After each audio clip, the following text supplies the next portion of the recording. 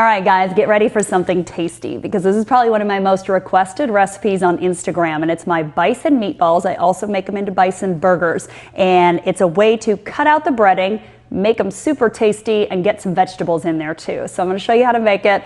Go ahead and get your bison. You can also go ahead and make it lower calorie if you want to use turkey or chicken, even a lean beef. Now my big tip, and I've shared this with you guys before, to double the volume for half of the cost, I use mushrooms. So these are low calorie. You mince them up so they mimic the texture of the meat, but it doubles your volume for less money. I also like to take sun-dried tomatoes because they have so much flavor in them, and I like to mince those up with spinach leaves because this gives you a little bit of vegetable in there. It also helps act as kind of a wet binding agent for the meat, so you don't have to add all of those breadcrumbs and everything else, and it keeps it clean. Now the one ingredient I love to add into them just for flavor is Parmesan cheese. You can add any cheese that you want. If you don't want to add the cheese, you don't have to because they're still going to taste great, but I use the Parmesan because it mixes really well throughout the recipe. Now the one tip I have for meal prep, especially if you're reheating your meats, is to store them in the juices, or you're going to want to add a little bit of oil to your recipe because this keeps it moist when you reheat it, so it tastes the same every day. You can reheat it 4 days from now and it's still going to taste just as juicy.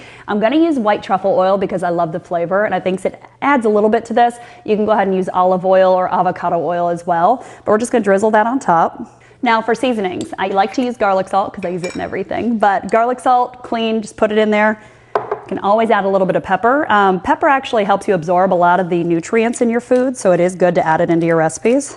And then my Italian seasoning I'm going to use is Flavor God. When you're at the store, just make sure you actually read the labels because a lot of them have a lot of fillers in them and they have a lot of sugar. This one's actually really low sodium, so make sure you're reading the labels when you're picking out your seasoning.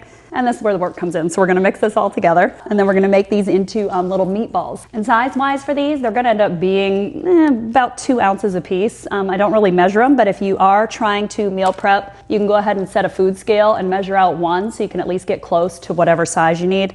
All right, so once we got all of our meatballs formed, we're just gonna pop these in the oven for just about 20-25 minutes, depending on how hot your oven gets, around 375 to 400 degrees, and you're done.